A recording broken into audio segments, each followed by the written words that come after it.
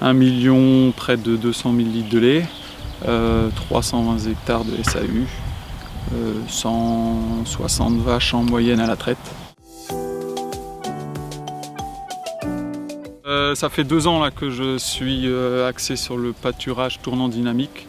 Je me suis informé principalement sur internet dans un premier temps.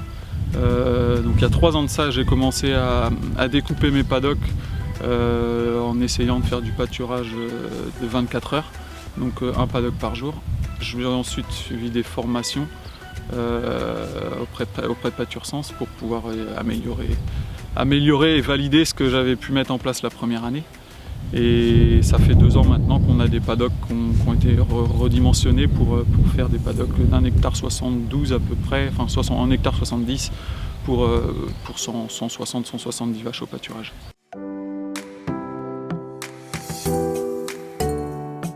Ce qui m'a motivé, c'était déjà la dépendance au concentré, limiter le concentré distribué aux vaches pour éviter la volatilité des prix du concentré.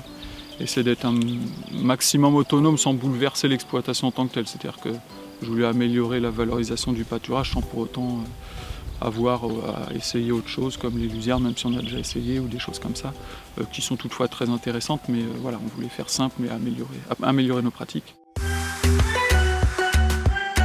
L'intérêt, c'est déjà d'éviter tout ce qui est surpâturage, d'avoir une qualité de flore qui soit tout le temps la même, d'arriver toujours au bon stade sur la parcelle, optimiser le rendement par ailleurs, parce que quand on arrive au bon stade et qu'on ne surpâture pas la prairie, on la limite pas, et donc ça repousse d'autant plus vite et on améliore le rendement valorisé sur les parcelles.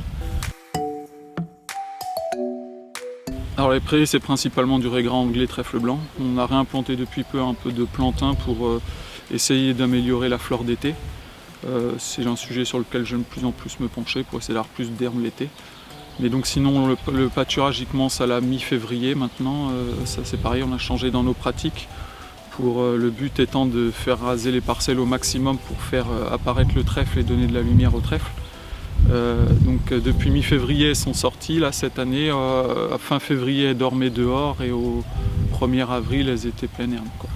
Donc là depuis le début de l'année je suis largement une majorité d'herbes pâturées, sachant qu'arrivé au printemps elles ont 2, 3, 4 kg au grand maximum de maïs épi à l'auge, quoi. On ferme le silo mais il reste quand même du maïs épi à l'auge.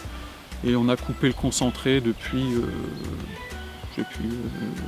fin mars, début avril, quoi. Il n'y a plus du tout de concentré. Et on a aussi changé du coup les abreuvoirs qui sont les plus loin en mettant des bacs béton de 2000 litres et pour être sûr d'avoir suffisamment d'eau à distance notamment. Et puis tout ce qui est au proche c'est resté comme c'était, vu que les diamètres des tubes ont augmenté, il n'y a pas de souci d'abreuvement. Mais donc il faut bien un bac par parcelle. Enfin, c'est pas tout à fait ça, on a un bac pour 2 parcelles puisqu'on place un bac sous le fil entre 2 parcelles. L'avantage c'est que malgré qu'on a un grand troupeau, c'est assez facile de ramener les vaches parce qu'elles ont fini leur paddock, donc de toute façon elles sont contentes de sortir. C'est facile de les faire sortir. Enfin, on a beau avoir un chien de troupeau, on n'en a pas spécifiquement besoin pour les sortir. Et puis après j'organise, je me dis par exemple pour les week-ends où c'est pas forcément moi qui va faire le travail, et il y aura telle parcelle à passer dans le week-end, quoi.